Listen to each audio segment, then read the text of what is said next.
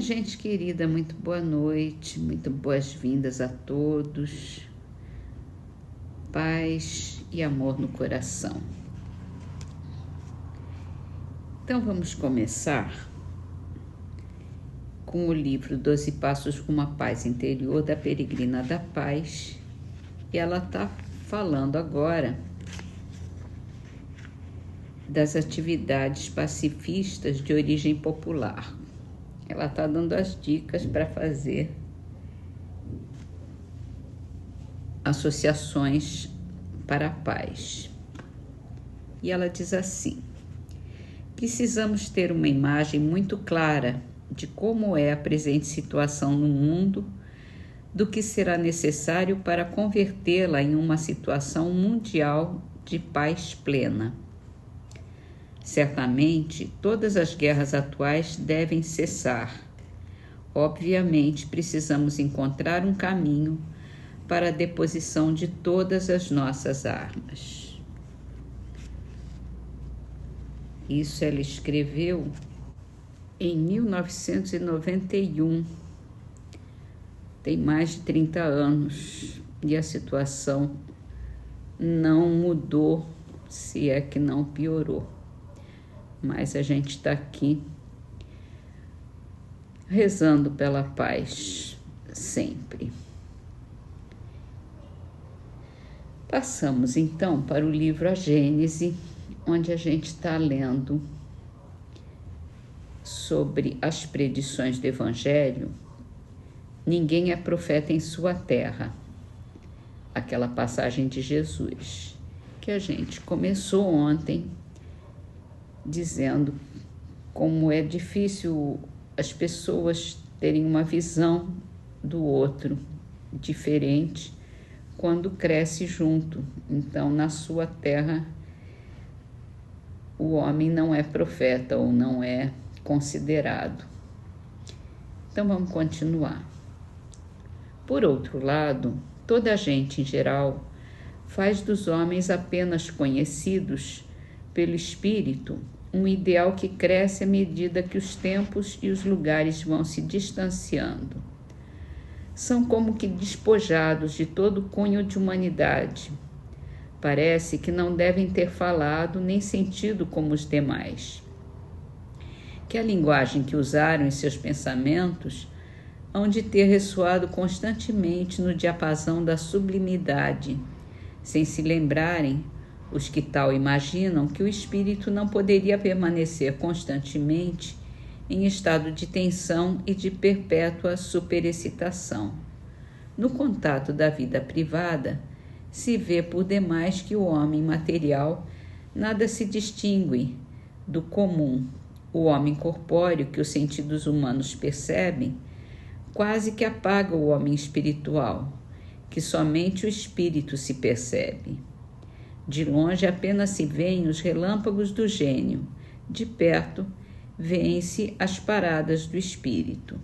Depois da morte, nenhuma comparação mais sendo possível, subsiste apenas o homem espiritual e parece tanto maior quanto mais longínqua se torna a lembrança do homem corporal. É por isso que aqueles cuja passagem pela terra se assinalou por obras de real valor são mais apreciados depois de mortos do que quando vivos. São julgados com mais imparcialidade, porque já tendo desaparecido os invejosos e ociosos, cessaram os antagonismos pessoais. A posteridade é juiz desinteressado no apreciar a obra do espírito. Aceita-a sem entusiasmo cego, se é boa, e a rejeita sem rancor, se é má, abstraindo da individualidade que a produziu.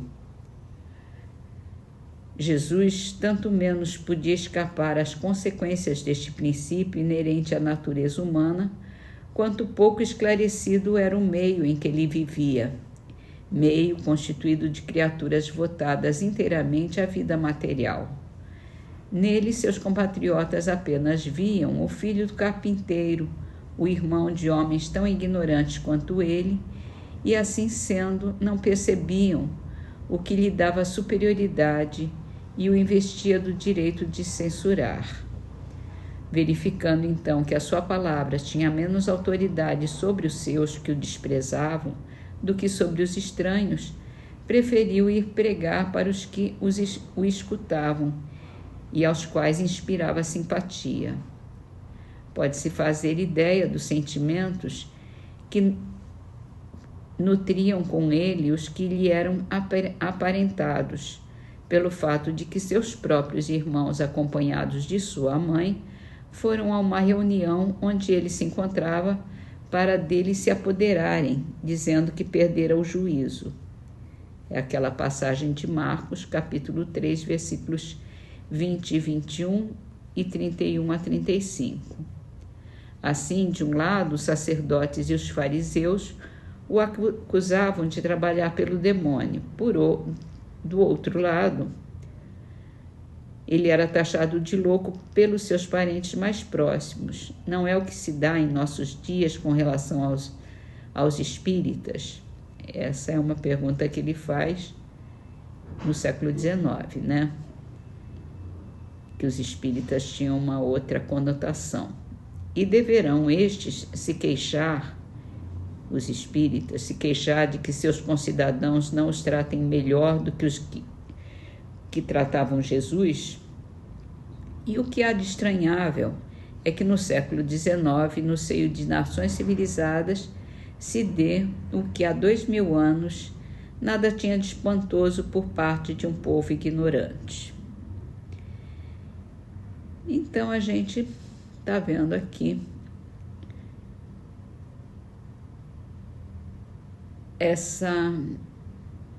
isso que a gente já tem visto, já sabe, né, de quando a pessoa morre, ela vira santa, né, entre aspas, mas se tem uma ideia mais bondosa, menos crítica de quem já morreu. Então a posteridade dá um valor diferente para a obra que a gente fez. E isso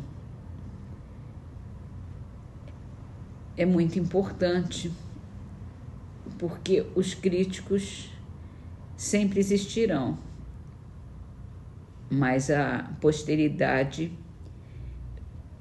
deixa claro quem é o bom e qual a obra que foi boa e qual a obra que ficou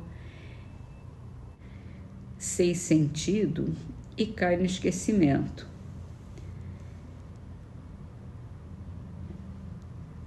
E é isso. E assim é. A gente tem mais possibilidade de desenvolver, de ser aceito entre os desconhecidos do que entre os nossos mais aparentados, os que nos conhecem desde cedo, que têm mais dificuldade de nos ver como realmente somos. E para terminar, vamos para a trovinha de Lívio Barreto, do livro Trovas do Mais Além, psicografado por Chico Xavier. Amor na reencarnação guarda surpresas fatais. A quem chegue muito cedo, quem chegue tarde demais. Então vamos começar a nossa prece e a gente lê uma mensagem de André Luiz do livro Correio Fraterno, psicografado por Chico Xavier, para concentrar os nossos pensamentos, as nossas ideias, o nosso amor. Não esqueça a lei da cooperação para que a caridade, por estrela de amor, fulgure nos céus de seu destino. Auxilie a terra seca e amanhã seu celeiro será farto. Auxilie a fonte amiga e a água pura regenerará a sua saúde orgânica. Auxilie a criança e clareará o futuro. Auxilie o ancião desamparado e colherá um tesouro de bênçãos. Auxilie o aflito e a esperança coroará a sua visão da justiça. Auxilie o faminto e acrescentará o próprio reconforto. Auxilie o companheiro de peregrinação em que se encontra e a fraternidade o protegerá generosa.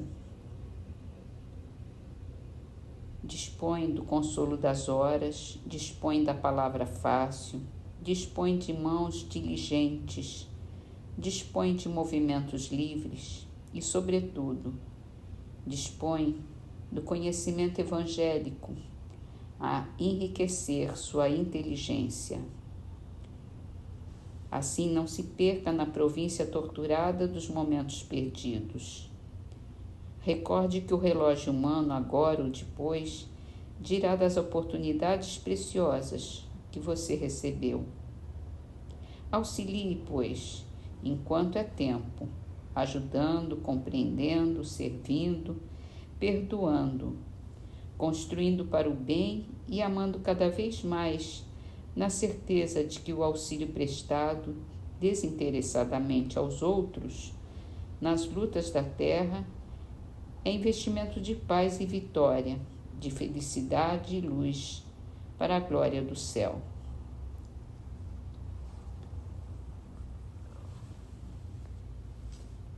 Vamos então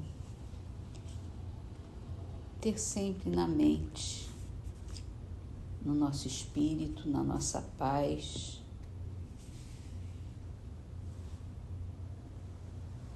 esse pensamento de ajudar, essa disposição para estarmos sempre prontos para dar a mão ao nosso próximo, para amar, para nos deixar que a compaixão mova os nossos braços,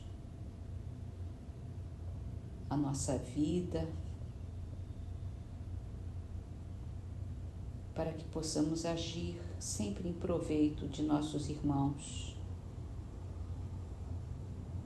dando o melhor de nós para eles, seja lá quem for,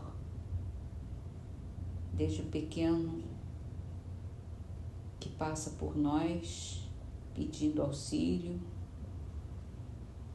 até os grandes desta terra que nada pedem, que exigem tanto e que tanto precisam do nosso auxílio.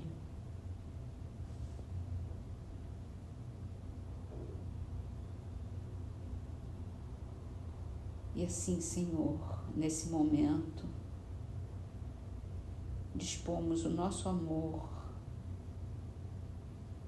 a nossa paz interior, que envolva toda essa nossa terra, todo esse nosso mundo, esse planeta com tantos e tantos perdidos nas ilusões do poder.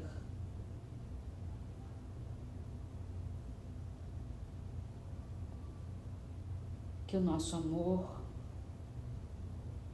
possa movê-los também para a compaixão, para o perdão, para o amor ao próximo. Te agradecemos, Senhor, por mais essa oportunidade que temos de contribuir com os nossos sentimentos de bondade, de caridade, de amor, para o bem de todos. Pedimos que abençoe a todos, Senhor, que ilumine a cada um, que todos estejamos contigo, Senhor. Que assim seja.